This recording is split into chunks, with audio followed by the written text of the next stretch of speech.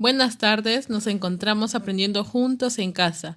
El día de hoy vamos a trabajar el curso de Historia Universal, la última sesión de la unidad número 6. Vamos a ver la sesión número 3, la República Romana, desde los años 509 a.C. hasta el 27 a.C. Vamos a ver su organización social. Vamos a ver que estaba dividido de la siguiente manera.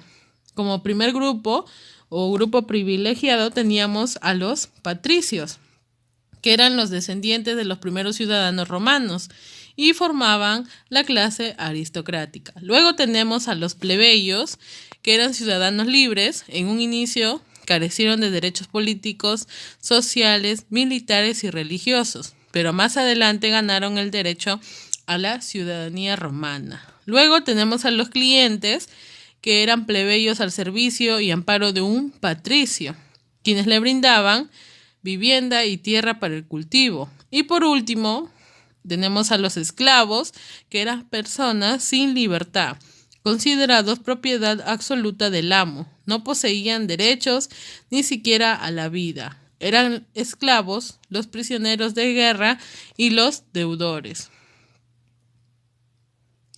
Su expansión territorial, vamos a ver que Roma necesitó más de 150 años para imponerse sobre otros territorios.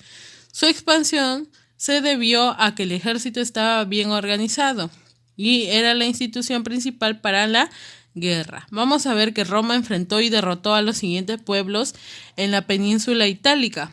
¿Cuáles fueron esos pueblos? Los latinos, convertidos en colonos, los samnitas, pueblo resistente, que fueron vencidos en la batalla de Centino, los etruscos, que fueron derrotados en el año 386 a.C., y Magna Grecia, que eran los griegos, que fueron derrotados en el año 281 en la batalla de Benevento.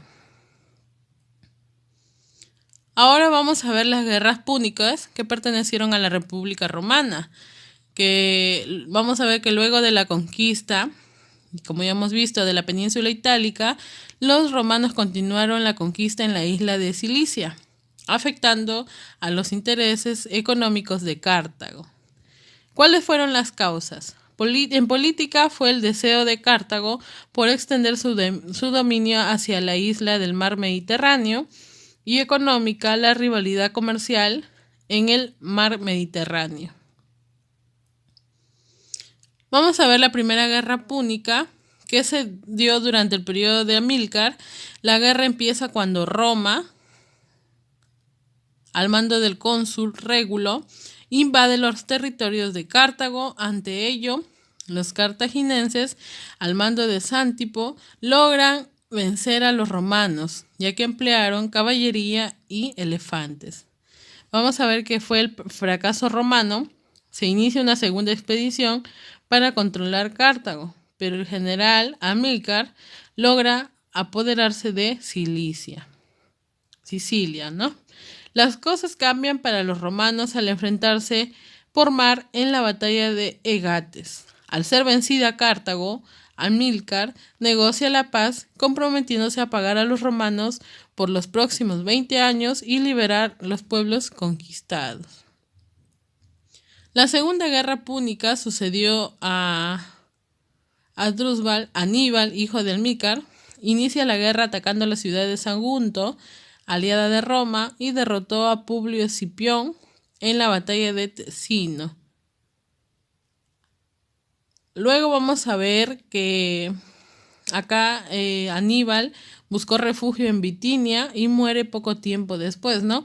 Acá se trata sobre la guerra entre Aníbal, ¿no?, el hijo de Amílcar, que hemos visto en la primera guerra púnica. Se enfrentan, ¿no? Y a Roma no tenía defensa, pero Aníbal comete el error de no atacarla y adueñarse de la capital, ¿no? Y entonces se refugia en Magna Grecia. Y luego los romanos se organizan y bajo el mando de Escipión, el africano, deciden atacar a los cartaginenses, ¿no?, en su propia patria. Y en ese momento fue que Aníbal empieza a defenderlos, iniciando la batalla de Zama, pero ya en esta batalla fue derrotado. En la tercera guerra púnica, al temor del renacimiento cartaginés, los romanos, al mando de Catón, inician los preparativos para el ataque. ¿Por qué? Él tenía una frase llamada destruyamos a Cartago, ¿verdad? Entonces Escipión contaba con 80.000 hombres. Los cartaginenses, comandados por Asdrúbal II, organizaron la resistencia, pero fueron vencidos por los romanos. Entonces, en ese momento, Cartago fue destruida y pasó a ser parte de una provincia de Roma. ¿Cuáles fueron las consecuencias de la expansión romana? Económicas, tenemos la acumulación de riquezas por parte de los patricios. También se desarrolló el latifundismo, aumento del número de esclavos. En lo social, diferencias entre las clases sociales, ¿no? Ricos, nobles y pobres. La lucha también de las clases sociales.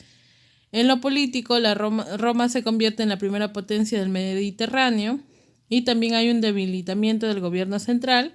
En religioso, adaptación de la religión griega, y en lo intelectual, asimilación de la cultura de los pueblos vencidos. Y también se da el perfeccionamiento de la educación. Ahora vas a mencionar una característica de los patricios. ¿Cuál sería? Que era un grupo social privilegiado. Menciona una característica de los plebeyos. Eran ciudadanos libres. De los clientes, la característica era que eran plebeyos de servicios. Y mencionan una característica de los esclavos, eran aquellas personas sin libertad, ¿no? Vas a encontrar en el crucigrama y vas a escribir, encerrar de diferente color los generales romanos, que tenemos a Régulo, Sempronio y Escipión el africano, y los generales cartagineses, Antipo, Aníbal Barca y Amílcar Barca. Luego tienes una pirámide social, ¿no? En la cual vas a identificar las clases. Ya sabemos que en la cúspide iban los patricios, luego los plebeyos, luego los clientes y por último escalón a los esclavos. Bien, como actividad debes desarrollar tu libro, el Verificando el Aprendizaje, y vas a elaborar una infografía del tema. Bien, eso sería todo. Muchas gracias.